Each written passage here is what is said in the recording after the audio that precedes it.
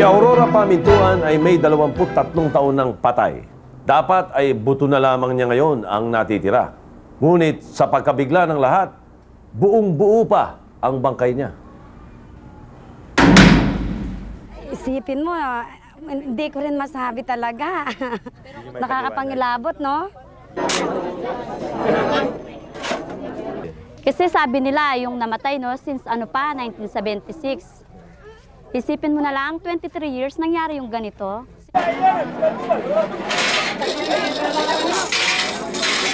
Baka sumobra yung balsamo na inalagay yung gamot.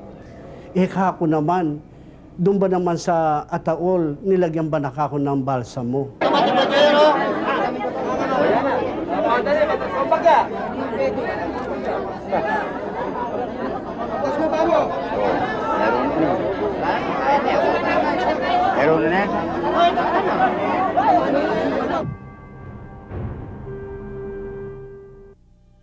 January 16, 1976 nang pumanaw si Aurora Rocha Pamintuan sa gulang na 29, Tubong Angeles, Pampanga.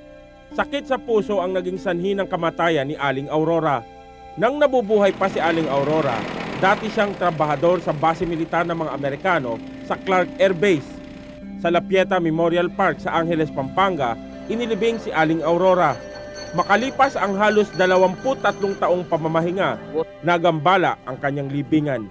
Pero nung binuksan namin yun, pero isipin mo, nagtaka ako ba? Kako parindanin, bala mo naman na ganong naagnas yung bangkay. Hindi ganong naaagnas? Hindi pa ganong naagnas.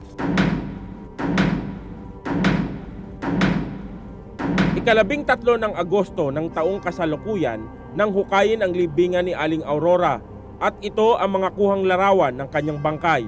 Pero yan, nakakaiba yun sa lahat ng binuksan namin. Yung mga detalye ng bangkay, ano yung mga hindi mo malimutan? Ano yung mga nakita mo?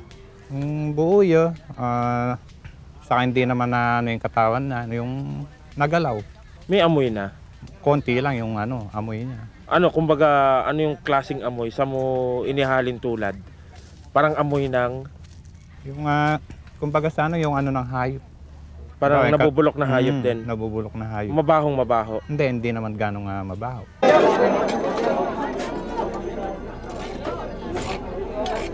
Sadyang ipinahukay ang libingan ni Aling Aurora ng kanyang kapatid na si Lolita Magtoto.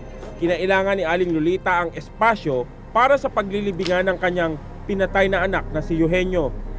Sa pag-aakala ni Aling Lolita na matagal ng agnas ang bangkay ng kanyang kapatid, pero laking pagkamangha niya nang makita niya ang bangkay nito makalipas ang maraming taon ng pagkakalibig. Ang naramdaman ko na natuwa ako na nakita ko uli yung kapatid ko na after 23 years, nakita namin uli. Buo pa yung katawan. Naging palaisipan para sa maraming taga-Angeles ang pangyayaring ito, lalo pat napalathala ang kwentong ito sa media. Karamihan ay iniuugnay sa himala at kababalaghan ang bangkay ni Aling Aurora. Kasi mga tao dito nga, ang haka-haka nila ay ganon. Kaya kahit ako, kinikilabutan din, di ko rin alam. Yun, sabi nga nila, yung yung buntis pa siya, lumalaki pa ang tiyan niya. Kasi hindi naman mangyayari yun kung walang milagro eh. Palagay ko lang, no, dahil sa siguro 9 months yung pregnant yung babae, kailangan niya ng justice na pwede naman cesarean yung babae, bakit hindi pa linabas yung bata. Kasi ngayon dito, maraming kahirapan na dumarating sa Angeles eh. Baka ganun na nga, may mensahe siya. Nang mapalathala sa media ang kwentong ito'y, naging tampulan ng mga usisero ang libingan ni Aling Aurora sa La Pieta. Nitong nakaraang Miyerkules muling itinakda ang panibagong paghuhukay sa kanyang libingan upang masaksihan ng lahat kung tunay na hindi naaagnas ang bangkay nito. Pinutakti ng mga usisero ang La Pieta Memorial Park. Hindi naging madaling pakiusapan ng mga tao na nais makita ang bangkay ni Aling Aurora. Matapos ang mahaba-habang pakiusapan, inumpisahan na ang muling paghukay sa libingan ni Aling Aurora.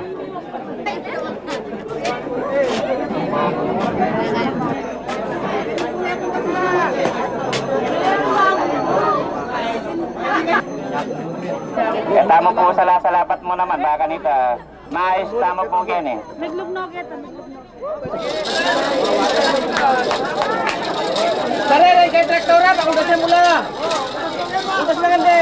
Pigil ang paghihintay ng lahat hanggang sa buksan ang kabaong ni Aling Aurora at tumambad sa lahat ang kanyang bangkay. Tila malayong malayo na ang itsura nito noong unang mahukay. Nangingitim at hindi mapapasinungalingang unti-unti na itong naaagnas. Sa akin naman, nung pagkakalap ko, siguro, maaaring dala na siguro ng pagkabukas niya at sa nahanginan na nga. Pero yung primero, halos maghapon yan, nakatiwangwang dyan, wala naman nangyayari. Iapat na beses na buksan niya, kaya medyo umiba na yung kwan, pati kulay. Sa tingin nyo naaagnas na talaga? Sa nung kahapon na medyo nagkuan na, humupa na ng konti yung katawan. Hindi lamang ang mismong bangkay ni Aling Aurora ang iniuugnay ng mga naniniwala sa himala at kababalaghan, pati na rin ang kabaong ni Aling Aurora. Isa si Mang Romeo na pinsang buo ni Aling Aurora ang nahihiwagaan sa mga pangyayari. Ang sabi nga nila, yung mga baka sumobra yung balsa mo na inalagay yung gamot. Kako naman, doon ba naman sa Ataol, nilagyan ba nakako ng balsa mo? Within 23 years, hindi na yung mga design ng Ataol ganun pa rin. Kumalat ang kwentong ito batay na rin sa nagpasalin-saling bersyon mula sa iba't ibang tao na lalong nagpatindi sa kababalaghang ikinakapit dito ng marami.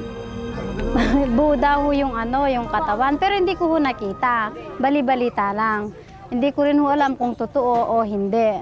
Yun lang naririnig ko doon. Humaba daw ang buhok, tsaka lumaki yung tiyan. Sabi pa nila, lumaki daw yung tiyan, gumagalaw yung tiyan niya. Kabuanan na ni Aling Aurora sa unang anak nila ng kanyang asawa nang mamatay ito.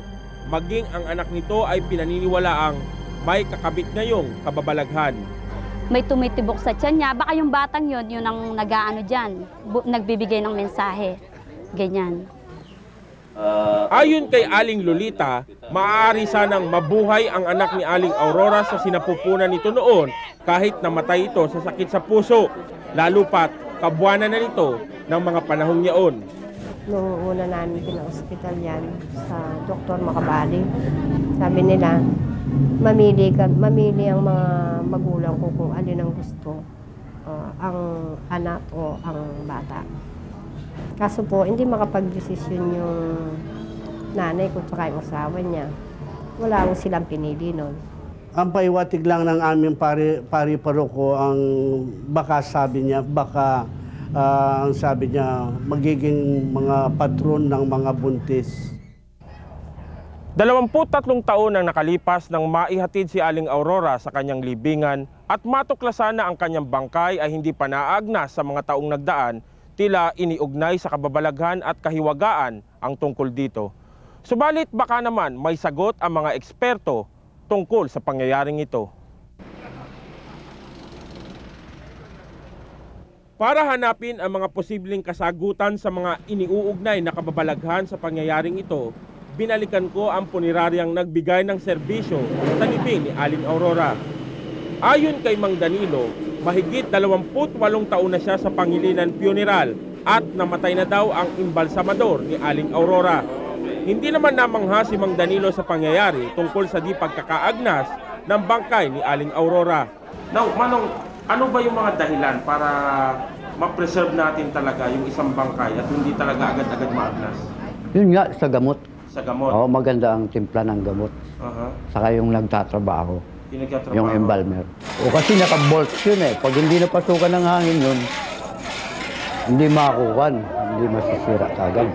Pero pag, halimbawa, nahangin na yun, binuksan, masisira na. Pero kung sa lupa, sandali lang maagnas ng tao. Pag lupa, pag walang bolt. As sa experience nyo, kapag talaga ang kabaong ilalagay muna sa bolt at yun ang ibinabaon, matagal ho talaga? Matagal talaga yun. Bago maagnas? Bago maagnas. Maging si Dr. Joven Isguera ng City Health Office ng Angeles City ay namangha din ng mabalitaan nito ang di pagkakaagnas ng bangkay ni Aling Aurora. Kasi sa tanang pagdodoktor ko, pagiging city health officer, ngayon lang ako nakabalita ng ganong katagal na nabuksan, 23 years, tapos makikita buo pa ang katawan. Ayon pa kay Dr. Isguera, hindi niya nakita ang mga larawan ni Aling Aurora nung unang mahukay ito, kaya hindi niya maihahambing nang makita niya ang bangkay ni Aling Aurora na naaagnas na nang muli itong hukayin. Malayo at actually, ang pagkakapinicture ko yung ginawa ko ng parang picture yung pagkakadescribe nila nung una, na buo ang katawan, at mamuti-muti, no? At buo ang pati buhok, at may bulaklak pang sariwa silang sinasabi, at ang kabaong ay buo, at yung pag-angat pa lang nung takip ng nicho kanina, at nakita ko nga na nadudurog na yun, nabubulok na yung kabaong. May basihan at paliwanag kung bakit unti-unti na ngayong naaagnas ang bangkay ayon pa kay Dr. Isguera. Kasi nga parang naka-concealed yung sealed na sealed, tapos walang elemento, hangin, tubig, no? Tsaka mikrobyo. Nagkataon na talaga na seal yun, plus yung klema doon sa ilalim na maintain na preserve. Kasi in the first place, kabaka yung ito nangyaring ito, kung talagang intact yon, by this time na pangalawang bukas, dapat intact pa rin. At nung unang magbukas sila, nabasag yung salamin ng kabaong. At ang kabaong niya ay ordinaryong kabaong lang.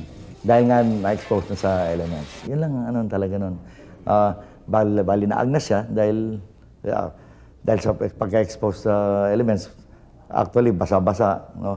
Pagbukas kanina, walang amoy. Ibig sabihin, yung unang nagbukas sila may amoy. Ngayon wala na amoy. Parang andun lang siya, na-preserve. Pero dahil na-expose, naagnas siyang dahan-dahan. Sa unang bahagi pa lamang ng paggawa ng kwentong ito'y taliwas na agad ang aking paniniwala sa anumang kaugnayan sa himala o kababalaghan. Lalo pat madali namang bigyang paliwanag ang mga pangyayaring ito batay sa siyensya. Ngunit para sa mga mananatili sa kanilang paniniwala na ito'y kaugnay ng himala o kababalaghan, naway masuri nila ang mga pangyayari at matimbang nila sa kanilang sarili ang katotohanan. Mula sa lungsod ng Angeles, kasama sina cameraman Greg Gonzales at Paul Hayoma, para sa Brigada 7, ito si Abner Mercado, reporting. Magbabalik po ang Brigada 7.